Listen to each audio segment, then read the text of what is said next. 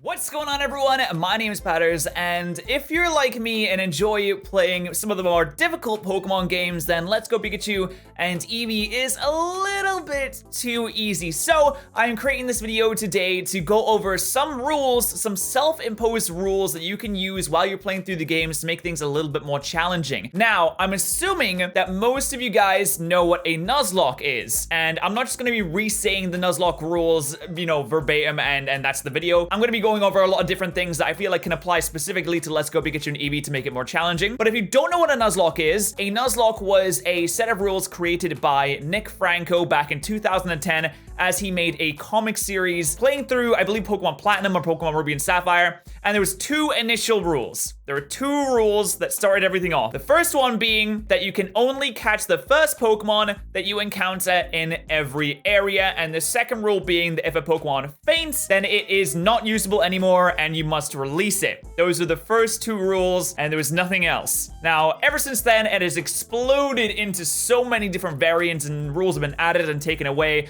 And I feel like people have gotten confused over what a Nuzlocke really is at its core, but the two rules, that's it. Additional rules like you must nickname your Pokemon, no healing in battles, battle style set, those are all added after by different people, and really, there's no official rule set that you have to follow. There are self-imposed rules, so you can essentially just mix and match any kind of way that you want. Now, specifically for Let's Go Pikachu and Eevee, they have gone to very, very long lengths to make sure that these games are really easy and very casualized, and they've changed a lot of the features and the way things work to make it hard to just straight up Nuzlocke a game. So, I'm going to be modifying some of the rules of a Nuzlocke to fit Let's Go Pikachu and Eevee. I'm going to be going over that, and we're going to have two sets, essentially like a normal Nuzlocke and a more hardcore Nuzlocke for people who really want to challenge themselves, or at least I believe it will be really challenging. I mean, I haven't played through the game just yet, but I'm assuming that these rules should work out perfectly. I plan on doing a Nuzlocke of Let's Go Pikachu and Eevee myself on the channel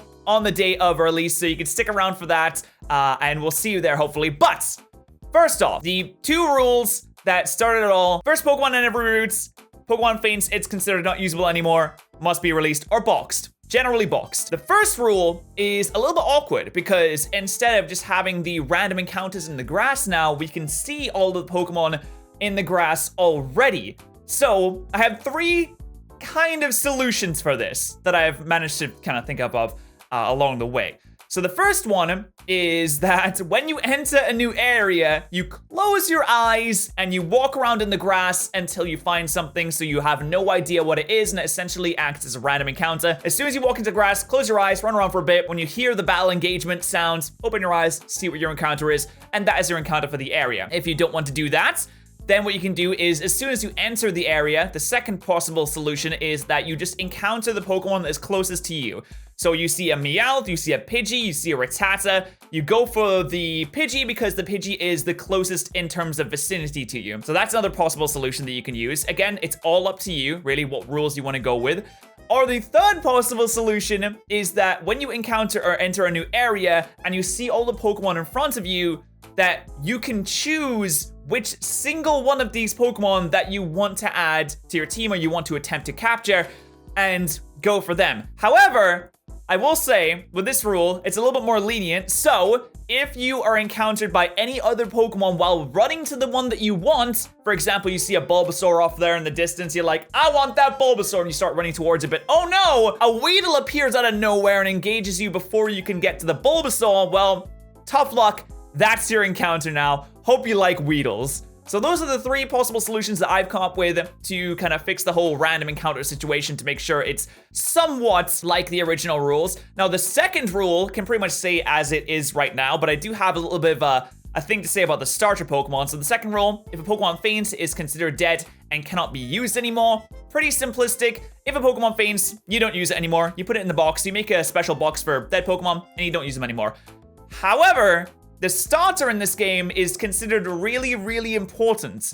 You know, your starter is your boy. It's your go-to thing. Your Pikachu or your Eevee, depending on which game you're playing or which one you pick. I'm pretty sure it depends on which game you're playing. Yeah, Pikachu and Eevee. That is your go-to Pokemon. So, I was thinking, instead of just having, while you could just run the rule of if your starter dies, that's really sad, it's dead. You could also have an additional rule where you say, if your starter dies, you have the option to revive it by sacrificing either one or two of your other encounters. For example, if you have a Rattata and a Pidgey in the box that you're not using on your team, you don't really care about them all that much, Pikachu goes down. Oh no, Pikachu's gone down. Gonna have to sacrifice the Rattata and the Pidgey in order to bring your Pikachu back. Yeah, come on. No, no, no, not Earthquake, not Earthquake, not Earthquake. Oh.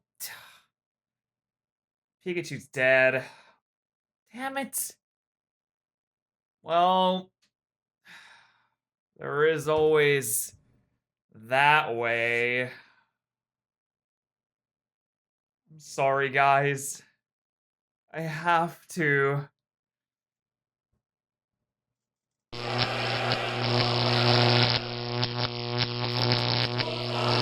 Alright, Pikachu's back. I think that sacrificing 2 encounters for your 1 starter is pretty fair, to be honest, as it leaves you with a Pokemon deficit afterwards. So if you really want to keep that starter around, you're gonna have to make some sacrifices there. So if you want to use that, that is there to you. You can also just go with the normal rules of, hey, it's dead, can't use it anymore. Because I believe that you can box your starter. It will continue to be with you in the overworld, but I believe that you can box your starter. So those are the rules of the Nuzlocke set out. If you want to go above and beyond and try something a little bit more difficult, I have some extra rules that I didn't personally create all of these extra rules myself. Like, they've been around for a while that you can apply to your run to make it a little bit more challenging as well, a little bit more hardcore, as it were. So the first extra rule is that you only use a set amount of potions per battle, or even use no potions at all. So you could be like, set yourself on the same status as a gym leader or an Elite Four member or a champion and only use maybe like 2 or 3 potions per battle to keep things fair and on par, so you're not just heal spamming in order to win battles. Another additional rule is that you can make yourself or set yourself a cap, a level cap, that you do not level up any of your Pokemon higher than the next gym leader. Now, this is a rule that may be a little bit difficult to stick to, considering from what I've seen, now obviously the game isn't out yet as I'm recording this video, so I can't be 100% sure. From what I've seen, the experience share that we've seen from other games is implemented into Let's Go from the get-go. As in, it's not an item that you just grab and you can turn on or off, it's just implemented, and that is how experience works in Let's Go, is it's spread across your entire team. I don't know if you can turn that off, but in the instance that you cannot turn that off, it would make it really, really difficult to budget your experience to make sure that you're not getting over leveled for the next gym leader, but that could also be part of the challenge as well. So keep that in mind, that you may not be able to turn the experience share off, giving your Pokemon kind of unnecessary levels up when you don't really need them. But at the same time, you have to be like, oh, I can't encounter this trainer because if my Pikachu gets to level 22 or 23, I'm not going to be able to use it against Misty. So I have to try and avoid this trainer to make sure I still have the Pikachu to use against Misty.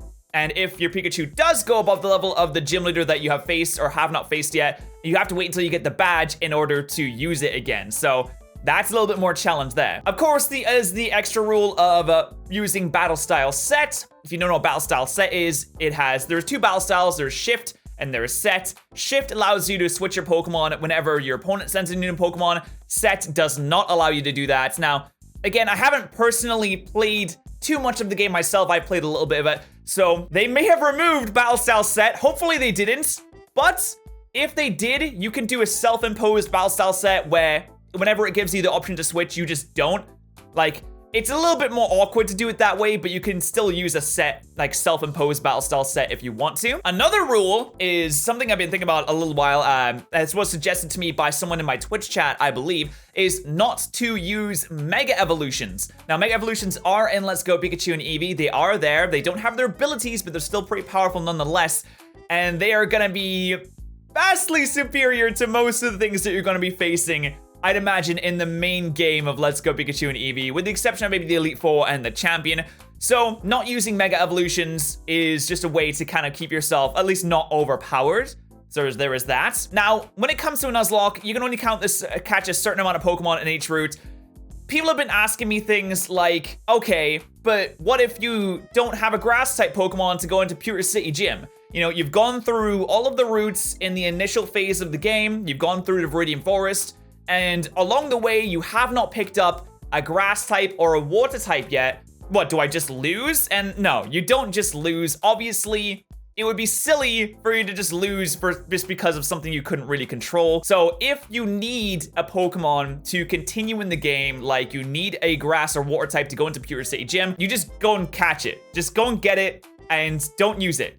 You catch it, you show it to the guy. That allows you to progress through the game. But the main thing is that you don't use this Pokemon. This Pokemon is not part of your team, and you release it at the nearest opportunity, so it's not something that you've ever added to your team. And I would like to say you can turn off the experience share, but I don't know if you can, so there is that as well. So those are my possible solutions and possible ways to make Let's Go Pikachu and Eevee a little bit more difficult. Like I said, I will be doing a Nuzlocke on the channel the day that Let's Go Pikachu and Eevee is released, so hopefully I will see you guys there for that. If you have any additional rules, I would love to hear them. Let me know in the comment section below. Like I said, a Nuzlocke is a self-imposed set of rules, so it's really up to you what you want to use and what you don't want to use. You can go full hardcore, use all the additional rules, make it really difficult on yourself, or you could go with kind of like a medium difficulty setting, because the way I see it, it's like difficulty settings, right? So you have the easy difficulty setting, which is just to play through the game normally. You have like a medium difficulty setting, which is like normal Nuzlocke rules, pretty baseline, not too scary. And then you have like the hard difficulty setting, which is using all the additional rules and making things really tough on you. So let me know what you would like to go with in the comment section below. I'd love to hear about it. Thank you guys so much for watching. I hope you'll take some of these rules on board, and I'll see you guys then. Bye.